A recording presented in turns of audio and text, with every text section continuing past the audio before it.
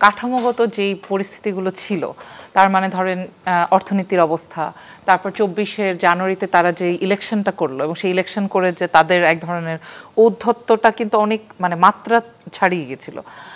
তার সাথে ধরেন মানুষের কথা বলার অধিকার না থাকা, এবং এখানে সবচেয়ে গুরুত্বপূর্ণ আমার কাছে মনে হচ্ছে, যেটা বাকেরের কথাও বোঝা যাচ্ছে, আমি একটা মানে কনসেপ্ট কয়েন করার চেষ্টা করছি যে আসলে বাংলাদেশে এই যে বিভিন্ন আন্দোলন, এই আন্দোলনগুলোতে আসলে এক ধরনের ল্যাব হিসেবে কাজ করেছে।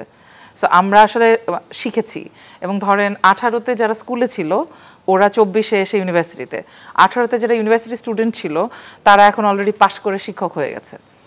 সুতরাং ওই বিভিন্ন বিশ্ববিদ্যালয়ের যে শিক্ষক, বিশেষ করে প্রাইভেটগুলোতে, কারণ পাবলিক বিশ্ববিদ্যালয়ে কিন্তু আপনি অ্যান্টি আওয়ামী লীগের কোনো রাজনীতি করে থাকলে আপনি কিন্তু 18-র পরে কোনোভাবেই ঢুকতে পারেন নাই।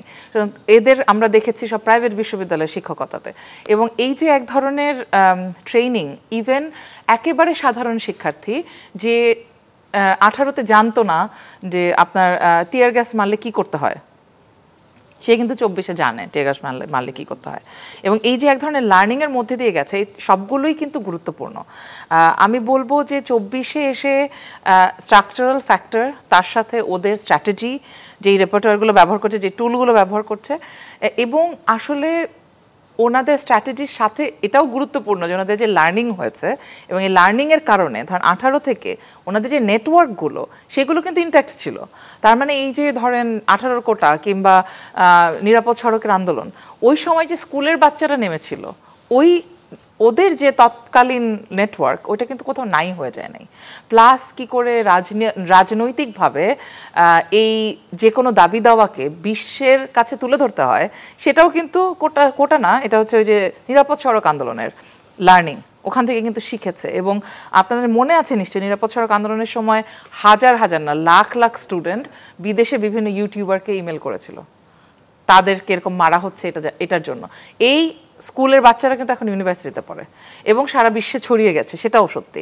এবং তিনটা জিনিসকে যদি একসাথে করি, এক তো হচ্ছে এবং এই এত ধরেন কি বলবো, এত অভিজ্ঞতা, এত পরিকল্পনা, এত স্ট্র্যাটেজি, সব কিছুই কিন্তু ব্যর্থ হয়ে যেত যদি শেখ হাসিনা নিজে যা যা উনি করেছেন সেগুলো না করতেন। এখানে এই যে শব্দগুলো, যে ইংরেজি শব্দ চলে আসছে, ব্লকেড, শাটডাউন, এটার কি একটা গুরুত্ব ছিল এই আন্দোলনের পেছনে?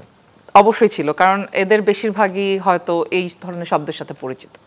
আমরা যখন বড় হয়ে উঠছি, আমরা যখন স্কুল কলেজে পড়েছি, তখন ব্লকেট, শাটডাউন এগুলো আমাদের কাছে খুবই এলিয়েন শব্দ হতো, যেটা আমাদেরকে রেজোনেট করতো না। কিন্তু ওদের সাথে রেজোনেট করেছে কারণ হয়তো ওরা যে জেনারেশনের, সেখানে ইংরেজি অনেক বেশি সহজে অ্যাভেলেবল, রিল দেখছে সারাক্ষণ ফেসবুকে, বা এই যে সামাজিক মাধ্যম যেগুলো আছে সেগুলোতে তো সারাক্ষণই ইংরেজিটা তো সহজ, বা হয়তো ইংরেজিও আসলে পুরোপুরি না, মানে পুরো শব্দ তো ব্যবহার করেন না ওনারা।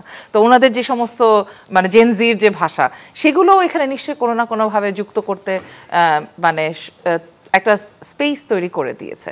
এবং সবচাইতে বড় কথা হচ্ছে রিপ্রেশন, যেই পরিমাণ ভয়াবহ অত্যাচার আওয়ামী লীগ এবং আইনশৃঙ্খলা রক্ষাকারী বাহিনী করেছে, এটা তো আপনি যেই হন না কেন, আপনি যখন দেখবেন যে আপনার নিজের দেশের মানুষকে গুলি করে মেরে ফেলছে, এবং সেটা আপনি ভিডিওতে দেখতে পাচ্ছেন, ওটা আপনাকে অবশ্যই আর তখন মনে হয় যে আসলে আমার ইকোনমিক অবস্থা ভালো হোক খারাপ হোক, আমি সাদা হই কালো হই, আসল কথা হচ্ছে যে এইটা অন্যায় হয়েছে, সেটার জন্য মানুষ নেমে যায় আসলে। অনেক ধন্যবাদ।